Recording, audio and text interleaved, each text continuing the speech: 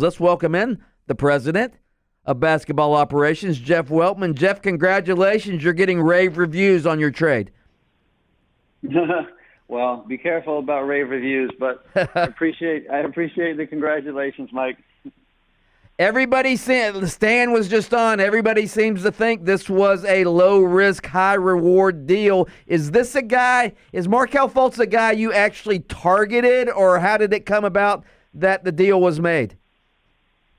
Yeah, I think there's like this misconception about how the trade deadline works, that you just kind of zero in on one guy and guns blazing after him. But it's just a matter of conversations with a number of teams, and as you kind of like approach the day, you just try to understand what's really potentially there and what isn't. And when we saw that the trades with Philly were getting more serious and we're kind of entering a stage where we thought there was actually a possibility of getting a deal done, we definitely honed in on that. And we had long thought of Markelle as a player who could really bolster our future if obviously everything clicks for him. And so once those things kind of like lined up in our crosshairs, then we engaged with the Sixers, and we're able to get it done just before the deadline. I'm curious, and I'm sure, knowing how deals work, Philly probably asked for more than you ended up giving them. How important was it for you to keep your key contributors on the roster to make that playoff run that everybody's shooting for? Yeah, it's tricky. You kind of want to have your cake and eat it too.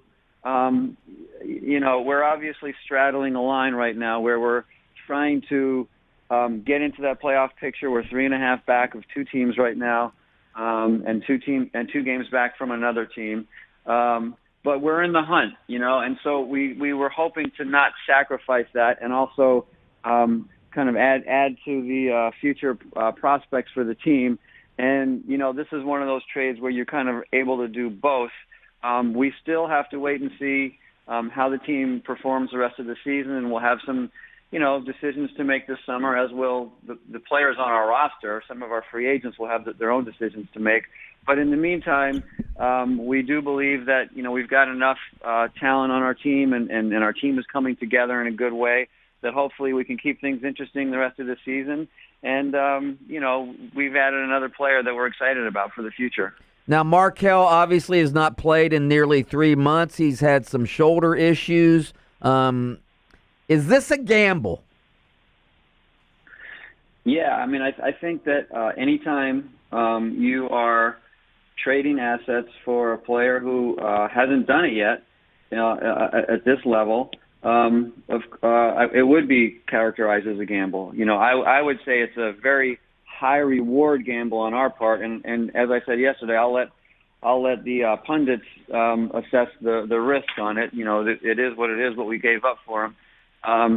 But there's no question that as of very recently, this guy was thought of as a potential multi-year all-star by the whole league, and it's not very far removed from those days, and he has shown glimpses of why he was thought that way throughout his time with the Sixers. So, it's up to us to understand what he's going through. And Mike, this is where I always say when I do speak with a lot of our guys about long-term plans for the organization, is the importance of building an organization, not just adding players. And I really feel that what we've done in the last year and a half organizationally, will now hopefully come into play. Our performance staff, our coaching staff, our support staff, our player development staff. These guys will get to shine, and I think we've got great people organizationally. We pull together. We're a tight-knit group. We're family, and I think that at the very baseline of what Markelle needs is he needs that sort of hug, and so that's what we're looking forward to giving him.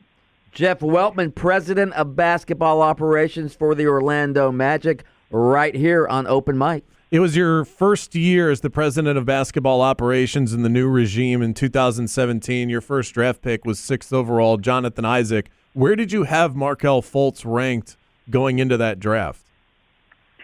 Well, I won't get into specifics, but we had him, I would say, towards the top of the whole board, and I think I didn't speak to one team that didn't have him in the top 3 before or after the draft. So, this is a guy, like I said last night, who it's not just we thought highly of him, the whole league thought highly of him. I don't think there's any question about his potential. It's just a matter of, getting him there. And so, and that's where everybody's going to have their own opinion. But, I do believe that we talked to a number of people in Philadelphia. We obviously did all of our intel during the draft. But until you get a guy in, until you get your arms around him, until you kind of try to understand what he's been going through and where he is on his progression, it's all just kind of gossip, So we have to go through this process with him now. Like I said, part of why we would execute a deal like this is because I just believe in the people that we have that are going to be going through this process with him, and I think that's a big part of this. And but to answer your question, we had him very high up on the board. I have to imagine that you don't make this deal if you guys believe that his biggest issue so far in his career has been health, and that you're probably confident that between the team that you have and Steve Clifford as the head coach, and we've seen him work well with young point guards who have struggled, that you believe that his biggest issue has been between the ears. Would I be correct in assuming that? Well, that's a great question. There, you can imagine how much discussion goes into something like this, and would you rather have it be mental or physical or this or that? I just feel that just because these guys are exceptional athletes and supposed to be this and that, everyone's human and everyone goes through crises of confidence, and these guys are young, man. Guys 20 years old, and so. Again, I believe that what you said, that putting him in the hands of a really strong coaching staff whose ability to develop players and communicate, we believe greatly in. Putting him in the hands of a performance staff who's been kind of cutting edge and forward thinking, and again with the ability to communicate. All of these things I think are. I'm not sure where this road is going to take us, but we have to believe in our people, and mostly we have to believe in Markelle, because everything that we've heard is great kid, loves basketball, competitor, respectful as a person, great teammate, and so he aligns with all of the things that we're looking for, and when you couple that with his talent, it's just let's go for this. Let's try to do this. We heard Steve Clifford mention this last night, that sometimes the biggest moves you make are the ones that you don't make. I think it said a lot that Nick Vucevic wasn't traded at the deadline. Does that mean that it's safe to assume that the plan, I want to put the emphasis on the word plan because you don't know until he becomes a free agent, is to lock him up long term? Well, listen, I won't go there. I'll say this, Vuce is a excellent player, and he's an excellent person. We've still got some ball to be played, and we have to see, what this team does the rest of the way. We always say the team's going to tell us what to do. But I have to emphasize that, look, Vooch and Terrence are unrestricted free agents. It's their choice where they want to go. And so I love that Vooch says that, he wants to be with us and T. Ross, but once the summer hits, we'll kind of all assess, and then the whole league comes into play, and that's the nature of free agency. So we'll kind of cross that bridge when we get there. Right now, we thought it was important that we try to add talent and also, give our guys a look at what a playoff race looks like and what it feels like to wake up in the middle of March and know that you're waking up with a purpose, and you're coming together to try to make the playoffs, and that's an important thing for young guys to go through. So we're hopeful that this group can experience that.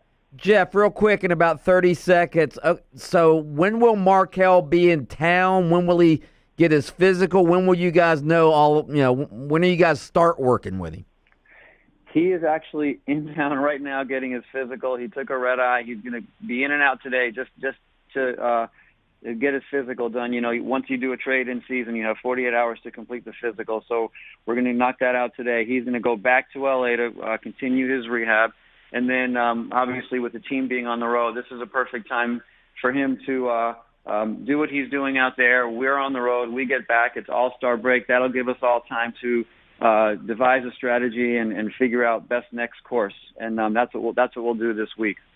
Jeff Weltman, president of basketball operations, makes a big deal yesterday. Jeff, we're excited about the future of the franchise. Thanks for joining us.